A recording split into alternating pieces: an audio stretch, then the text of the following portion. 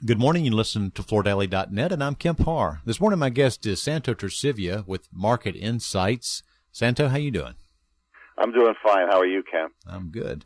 Just a little quick background for our listeners. You are an economist that focuses on the floor covering business. You work with us and help us with a lot of the statistics we use at Floor Focus, but you also publish an annual report called the U.S. FlooReport, which, if you subscribe to that, you also get quarterly market reports. And I was thinking if we talk today, you might give us a little perspective on where the floor covering business is today. Where do we stand today in the floor covering business? Well, I thought where we would start is to look at the underpinnings of the business and look at the key economic drivers of the business. I wanted to talk a little bit about real GDP. I think the media did a disservice to everybody by highlighting the fact in the first quarter the real GDP declined 2.1%.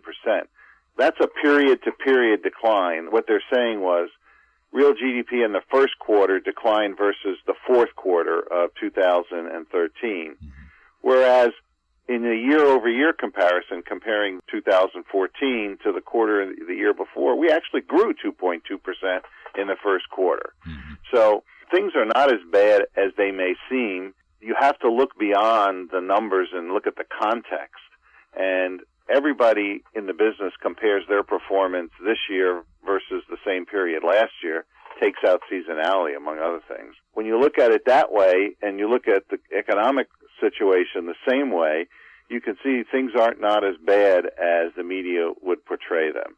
So right now, we grew 2.2% year over year in the first quarter, 2.3% in the second quarter. So we're around 2.2% for the year in the overall economy. That's not too bad. That's not great in a recovery, but it's not bad either. Yeah. So how does that relate to what we're doing in the flooring business today? We're growing slowly, and it depends on where you are in the flooring business. I'll give you an example. Housing starts are up 5%, but multifamily's up 16%, even though single family's flat. Single family didn't come in the way we thought it was going to come in, and multifamily came in a lot better. So if you're selling resilient and carpet, which a lot goes into the multifamily sector, you're looking pretty good right now. If you're selling hardwood or ceramic tile, you're constrained by the flat for single-family construction figures. And even within that, if you're in Texas or California, single-family construction is up. In California, it's up double digits. So if you're selling wood and ceramic in California, you don't see the same thing that you do in other places. All depends where you are, and all depends the context that you're in. Yeah, I know you do a serious analysis on the reports we get from the big home centers, which gives you an indication of what's going on, kind of on the lower end of the retail flooring business. What does that tell us? Well, the home centers are doing quite well right now. If you're selling to the home centers, home center sales in general are up 3.5% year to date through June compared to the same period last year. Home Depot and Lowe's both reported 4.2% increases. Lumber Liquidators 4.5%, Tile Shop 14%. On the other hand, the flooring stores declined 0.8% according to the Commerce Department. So the home centers are stepping out a little bit ahead of the floor covering stores right now. The other thing that I found surprising, despite all the talk about Made in America, imports are up 11%.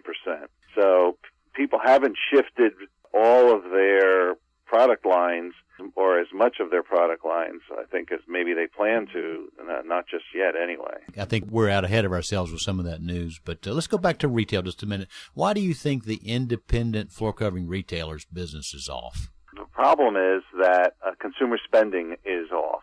A lot of their business comes in the form of replacement.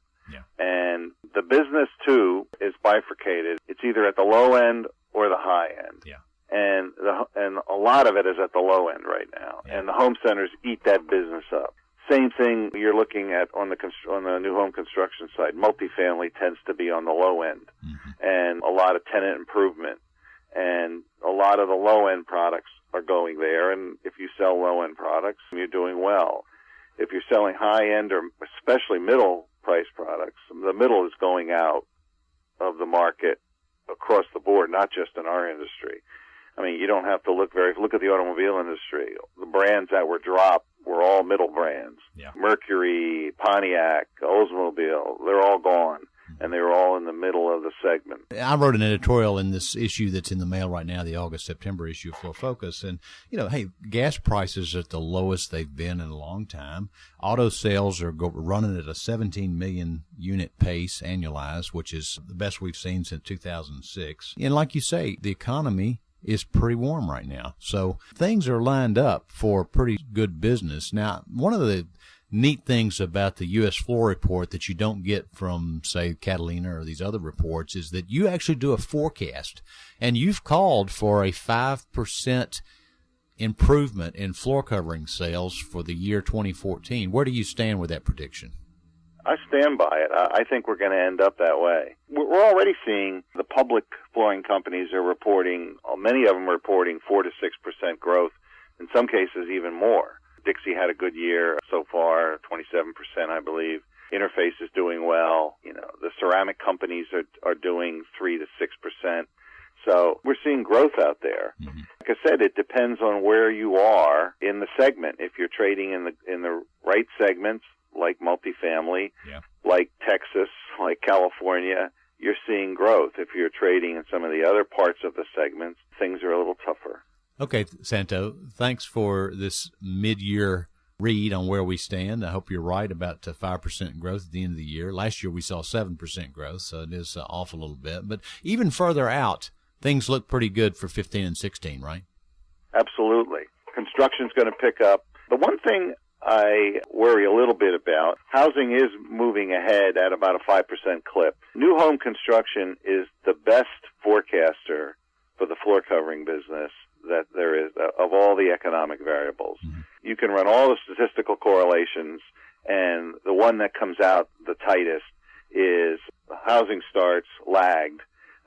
Will give you the best correlation on what's going on with the floor covering business and what's going to happen to the floor covering business.